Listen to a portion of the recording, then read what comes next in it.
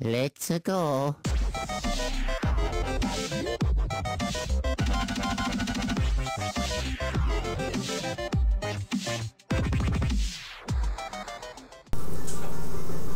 Hey, what's going on, guys? This is the Ninja Reviewer here. Now it's time for the Assassination Classroom second season, episode 10-1-0 review. So, without further ado, let's get started. Technically, this is going to be a really short review because honestly, this episode, yeah, it was very simple. It really was. However, though, the ending is very important because it shows that it really hits heavy to home when it comes to Kuro Sensei's character and what they're possibly going to use it for towards the end of the series, where it's like, you know, like, and then this woman is like this woman in a flashback of Kuro Sensei, you know, that ending where she was saying, you know, so I wonder how everything is going. So have you passed down my prophecy yet? Have you passed down my prophecy, my one wish, my gift to give to those young students? So that's something very important. So again, don't know too much, didn't read the manga, but since they're covering everything that's gonna end the manga completely, I don't want to read the manga. I'd rather just watch this. It's like, you know what, fuck it, it's already over, so I might as well just watch it animated in color and stuff and just end off the entire series right there, unless they make some kind of like spin-off or something, which I don't know.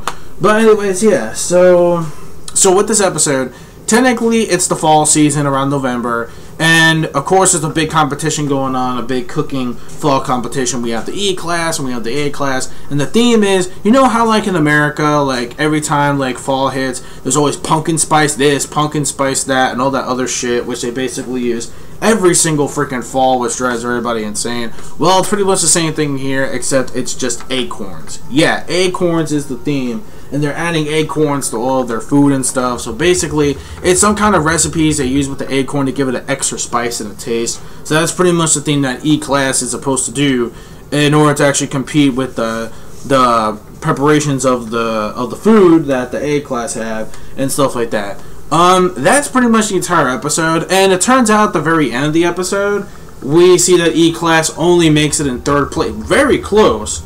And of course, well, not really of course, because E class has been like on lockdown as of lately. They've actually been doing pretty well against A class in certain events. However, though, here, which kind of sucks, is that they're in third place, but luckily they're on the high ranking charts. And of course, A class is starting to get a little more dominance now, so A and a lot of setup for that. But, you know, there were a lot of comedy moments, especially a lot of cameos from Season 1 back during the summer vacation arc, where we had, like, all those assassins that were hired by Big Daddy, not Big Daddy, where the fuck he is, the one that they always call Daddy or some shit, you know, him. Yeah, that fat sadistic motherfucker, yeah, him. So basically, you know, we had all his, you know, henchmen, you know, his little assassins he hired and shit like that. They were basically there, you know, they were just basically chilling because, you know, they're cool, because they don't have really a career anymore after, whatchamacallit, they don't have a career anymore after that, since they're technically out of business, since, you know, he pretty much just, like, went to jail from fucking almost killing students with a fucking disease, so that kind of makes sense that they're out of the career. So we just see them chilling, you know, eating and shit. They're not really there too long, especially the one dude who dresses up as a transvestite, not a transvestite, but a fucking woman. That shit was actually funny. I totally forgot that he does it. The one dude that Karma fought, like back in Season 1, so that was actually pretty funny to see him again, and like the other people, like the dude with the fucking knife and shit, or whatever. No, not the knife. No, not the knife.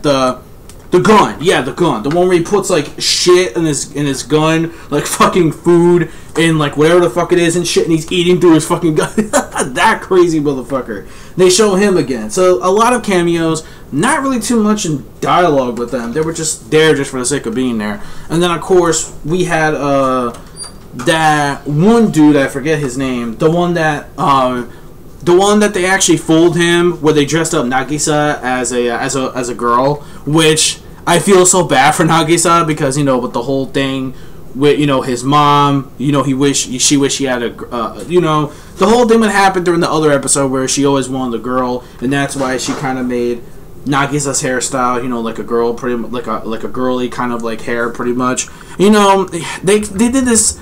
You know, it's kind of like, you know, the same thing like with CL and Black Butler and stuff like that. So I guess we're pretty much used to that. So, you know, pretty much, you know, he still thinks, you know, he's a girl. But then he pretty much gets caught up, like, in his lie and shit like that. Saying, like, you know, he, like, knows all these people, like, he's popular and shit like that. He goes, like, you know, something's up. Like, and because technically he sees the Russian dude, which he's actually still alive. Which we all knew that from the Reaper arc, that he was actually still alive. And, you know, he kind of senses that there's something going on, like with these assassins and stuff like that, or whatever. But he can kind of see that all of this is kind of bullshit. So then, you know, when he try to believe him that, you know, that he's a boy, he's like, no, dude, I'm actually a boy and not a girl. Like, that one time, I actually fooled you. I actually lied there. And he's like, wait, what? So it was hard for him to actually believe it, but, you know, after a while, the whole was pretty funny. So yeah, that's pretty much it for the episode itself. Considering the very end, again, with that one little tiny bit of thing with Kuro Sensei, which I think is important. So yeah, I really want to know what the hell can that be so important about. Like, who the fuck is that girl that keeps speaking though? Like, that's the one thing that's gonna drive me crazy. Like, who the fuck is she? So maybe it was like a former lover of his.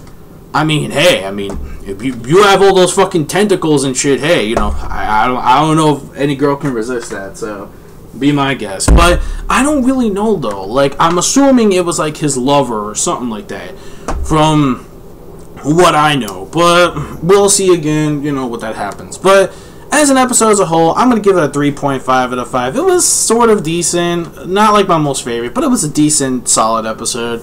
With some character developments for that one dude, I forget his name, sorry, where he pretty much, you know, says that he wants to pretty much, you know, start up his life without, you know, being all famous and stuff like that, you know, him. And, yeah, that's pretty much about it. And surprisingly, you know, E-Class had just, you know, as while they were actually pretty much getting, like, and they still are, actually. They're still on, like, on the top list, because they're actually there now. So now A-Class is pretty much concerned. Now they really want to wipe them out for good. But from what I've been hearing, a lot of people have been telling me from there on out it's going to get, like, insane, especially doing the final exam. It's going to be, like, intense. So I'm really looking forward to seeing how that's going to work out. But anyways, that's pretty much it. Let me know your thoughts in the comment section below of this episode of Assassination Classroom, second season, episode 10. And that's it. So I'll see you guys, next week around Thursday-ish, hopefully, maybe, or that Friday or that weekend for episode 11 of season 2. And yeah, so that's it. So peace, so love, chicken grease, and the sky's the limit. So yeah, bye.